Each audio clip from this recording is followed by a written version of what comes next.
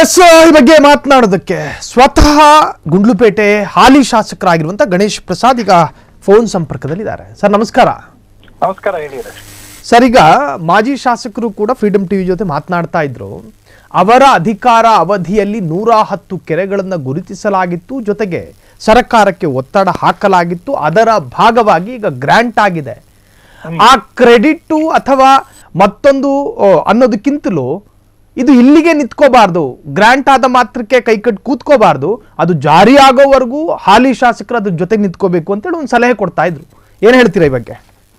ನೋಡಿದ್ರೆ, ಅವರ ವಿಚಾರಕ್ಕೆ ನಾ ಕಾಮೆಂಟ್ ಮಾಡಲ್ಲ. ಫಸ್ಟ್ ಅಂಡ್ ಫಾರ್ಮೋಸ್ಟ್ ಆಯ್ತಾ, ಈ ಸರ್ಕಾರ ಯಾರಿದೆ, MLA ಯಾರಿದ್ದಾರೆ, ಅವ್ರ ಪ್ರೆಷರ್ ಹಾಕಿದ್ರೆ ಕಾಮಗಾರಿಗಳಾಗಲ್ಲ. ಈಗ ನಮ್ ತಂದೆಯವರು 24 ವರ್ಷ ಶಾಸಕರಾಗಿದ್ರು, ನಮ್ ತಾಯಿಯವರು 1 ವರ್ಷ ಶಾಸಕರಾಗಿ ಸಚಿವರಾಗಿದ್ರು.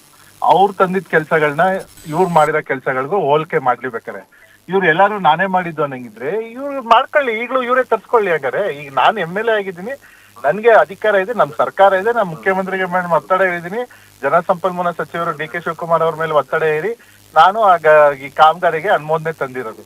ಇವ್ರು ನಾ ಮಾಡಿದ್ದು ಅಂದ್ರೆ ಇವ್ರು ಏನ್ ಮಾಡಿದ್ದಾರೆ? ಹಂಗಾರೆ ಇವ್ರ ಸರ್ಕಾರದಲ್ಲಿ ಇವ್ರು ಅನುಮೋದಿಸಬಹುದಾಗಿತ್ತಲ್ಲ. ಇವ್ರು ಏನ್ 1 ವರ್ಷ MLA ಆಗಿರ್ಲಿಲ್ವಲ್ಲ, ಇವ್ರು 5 ವರ್ಷ ಶಾಸಕರಾಗಿದ್ರಲ್ಲ, ಇವ್ರದೇ ಸರ್ಕಾರ ಇತ್ತಲ್ಲ, ಇವರೇ ಅವಾಗ್ಲೇ ಪಾಸ್ ಮಾಡಿಸ್ಕೋಬೇಕಾಗಿತ್ತು, ಹೋಗಿ ಒತ್ತಡ ಇರ್ಬೇಕಾಯ್ತು ಮುಖ್ಯಮಂತ್ರಿಗಳ ಮೇಲೆ.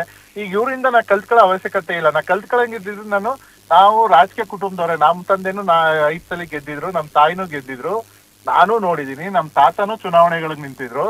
ನಮ್ಗೆ ಹೆಂಗ್ ರಾಜಕೀಯ ಮಾಡ್ಬೇಕು, ಯಾವ ತರ ಅಭಿವೃದ್ಧಿ ಮಾಡ್ಬೇಕು ಅನ್ನೋದು ನಮ್ಗೆ ಗೊತ್ತಿದೆ. ಇವ್ರು ಯಾಕೆ ಈಗ ನಾನ್ ಮಾಡಿದ ಗುದ್ಲಿ ಪೂಜೆಗಳನ್ನ ನನ್ಗೆ ಇವ್ರಷ್ಟು ದರ್ದಿಲ್ಲ ನಾನು. ಇವ್ರು ನಮ್ಮ ತಾಯಿ ತಂದಿದ್ದೆಲ್ಲ ಗುದ್ಲಿ ಪೂಜೆ ಮಾಡ್ಕೊಂಡು ಕೆಲ್ಸಗಳು ಚೇಂಜ್ ಮಾಡಿಸ್ಕೊಂಡ್ರು. ನಾನು ಇವತ್ತವರೆಗೂ ಇವ್ರು ತಂದಿರೋ 1 ಅನುದಾನಕ್ಕೂ ನಾನು ಗುದ್ಲಿ ಪೂಜೆ ಮಾಡಿಲ್ಲ. ನಾನು ಆ ಕಾಂಟ್ರಾಕ್ಟರ್ ಗಳಿಗೆ ನೀವು ಕೆಲಸ ಮಾಡ್ಕೊಂಡು ನೀವು ಕಂಪ್ಲೀಟ್ ಮಾಡಿ ಹೋಗಿ ಅಂದಿದ್ದೀನಿ ಹೊರತು ಇನ್ನೊಂದ್ಸಲಿ ಗುದ್ಲಿ ಪೂಜೆ ಮಾಡೋದು, ನಾಟಕ ಮಾಡೋದು ನಮ್ಗೆ ಗೊತ್ತಿಲ್ಲ. ಇವರಷ್ಟು ನಮ್ಗೆ ಬರಲ್ಲ. ಇವ್ರು ಈಗ ಸರಿ ಅನುಮೋದನೆ ಕೊಟ್ಟಿರೋದು ಮುಖ್ಯಮಂತ್ರಿಗಳು ಮಾದೇಶ್ವರನ್ ಬೆಟ್ಟದ ಇದು ವಿಶೇಷ ಸಚಿವ ಸಂಪುಟದಲ್ಲಿ. ಇವ್ರಿಗೆ ಯಾರು ಪ್ರೆಸ್ ಮೀಟ್ ಮಾಡ್ಕೊಂಡು ಅದ್ರ ಬಗ್ಗೆ ಟೀಕೆ ಮಾಡಿ ಪ್ರಶ್ನೆ ಕೇಳಿದವ್ರು ಯಾರು ಇವ್ರಿಗೆ?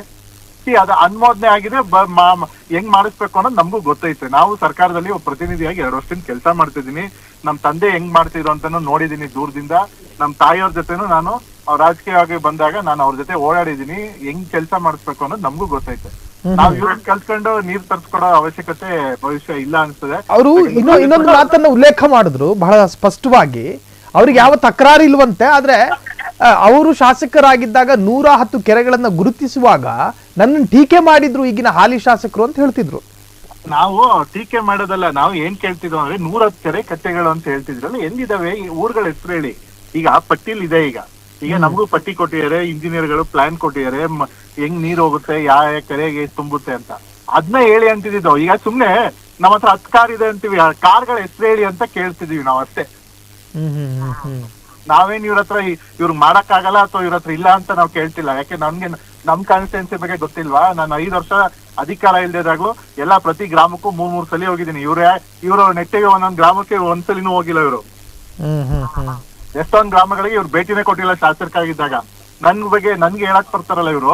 ನಾವ್ ಕೇಳಿದ್ ಅಷ್ಟೇ, ಕೆರೆಗಳು ಎಲ್ಲೆಲ್ಲಿ ಇದಾವೆ ಹೇಳಿದ್ರೆ ನಾವು ಅರ್ಥ ಮಾಡ್ಕೋತೀವಿ, ನಮ್ಗೂ ಗೊತ್ತಾಗ್ಲಿ, ನಮ್ಗೂ ಅದ್ರ ಬಗ್ಗೆ ನಾಲೆಜ್ ಬರ್ಲಿ ಅಂತ ಕೇಳಿದ್ ನಾವು.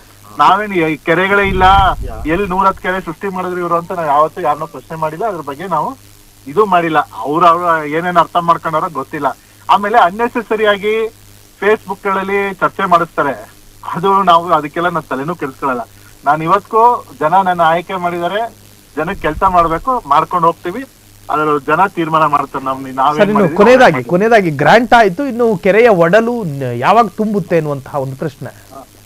ನೋಡಿದ್ರೆ ಅದು ಪ್ರೊಸೀಜರ್ ಪ್ರಕಾರ ಈಗ ಗ್ರಾಂಟ್ ಅನುಮೋದನೆ ಕೊಟ್ಟಿದ್ದಾರೆ. ಅದು FGಲು ಪಾಸ್ ಆಗಿದೆ. ಫೈನಾನ್ಸ್ ಡಿಪಾರ್ಟ್ಮೆಂಟ್ ಇಂದ ಈಗ ನಮ್ಗೆ CO ಆಗ್ಬೇಕು. ಮೊನ್ನೆ ಶುಕ್ರವಾರ ಕ್ಯಾಬಿನೆಟ್ ಮುಗ್ದಿದೆ, ಗುರುವಾರ ಮುಗ್ದಿದೆ. ಶುಕ್ರವಾರ CM ಅಲ್ಲೇ ಇದ್ರು. ಶನಿವಾರ ಭಾನುವಾರ ಗೌರ್ಮೆಂಟ್ ರಜಾ ಇತ್ತು. ಇವತ್ತು ಮಂಡೇ, ತಿರ್ಗಾ ಇವತ್ತು ಗೌರ್ಮೆಂಟ್ ಹಾಲಿಡೇ ಇಲ್ಲ. ಇವತ್ತಿಂದ ನಾವು ಫಾಲೋ ಅಪ್ ಮಾಡಿಸ್ತೀವಿ. ನಾವೇನ್ ಸುಮ್ನೆ ಕೂತಿಲ್ಲ. ಈಗ ನಾನು ಕಾನ್ಸ್ಟಿಟ್ಯೂನ್ಸಿ ಅಲ್ಲಿ ಇದ್ರು, ನಮ್ಮ PA ಅಲ್ಲಿ ಬೆಂಗಳೂರಲ್ಲಿ ಏನ್ ನಡೀತಿದೆ ಅಂತ ಫಾಲೋ ಅಪ್ ಮಾಡಿಸ್ತೀವಿ. ಇನ್ನೊಂದು 15-20 ದಿನದಲ್ಲಿ ಅದಕ್ಕೆಲ್ಲ ಔಟರ್ ಮ್ಯಾಪ್ ಮಾಡಿ ಏನೇನ್ ಆಗ್ಬೇಕು, ಯಾವಾಗ ಟೆಂಡರ್ ಆಗ್ತದೆ ಎಲ್ಲಾನು ಇಷ್ಟು ನಾವು ಫಾಲೋ ಅಪ್ ಮಾಡಿ ಮಾಡಿಸ್ತೀವಿ. Take its time. ಅದ್ರ ಬಗ್ಗೆ ಏನಿದಿಲ್ಲ. ನನ್ಗೇನ್ ನಾಳೆನೆ ಇನ್ನು 3 ವರ್ಷ ಅವಧಿ ಇದೆ. ಆದಷ್ಟು ಬೇಗ ಇನ್ನೊಂದು ತಿಂಗಳಲ್ಲೇ ಆ ಪ್ರೋಸೆಸ್ ಮಾಡಿಸ್ಲಿಕ್ಕೆ ಪ್ರಯತ್ನ ಪಟ್ಟು ಮಾಡಿಸ್ತೀವಿ. Thank you sir. ಇಷ್ಟೊತ್ತು ಫ್ರೀಡಮ್ ಟಿವಿ ಜೊತೆ ಮಾತನಾಡ್ತಾ ಇದ್ರಿ. ಒಟ್ಟಾರೆ ಗುಂಡ್ಲುಪೇಟೆಯ ಒಂದು ರೀತಿಯ ಕ್ರೆಡಿಟ್ ವಾರ್ನಲ್ಲಿ ಹಾಲಿ ಮತ್ತು ಮಾಜಿ ಶಾಸಕರು ಪರಸ್ಪರ ಆರೋಪ ಪ್ರತ್ಯಾರೋಪಗಳು ಪ್ರತಿ ಕ್ಷೇತ್ರದ ಹಾಲಿ ಮತ್ತು ಮಾಜಿ ಶಾಸಕರ ನಡುವೆ ಇದ್ದೇ ಇರುತ್ತೆ. ಈ ಕ್ಷೇತ್ರದಲ್ಲೂ ಕೂಡ ಅದರಂತೆಯೇ ಈಗ ಶುರುವಾಗಿರುವಂತಹದ್ದು. ಒಟ್ಟಾರೆ ಕೆರೆಯ ಒಡಲು ಯಾವಾಗ ತುಂಬುತ್ತೆ, ಕಟ್ಟ ಕಡೆದಾಗಿ ಕಾಡ್ತಿರೋ ಪ್ರಶ್ನೆ.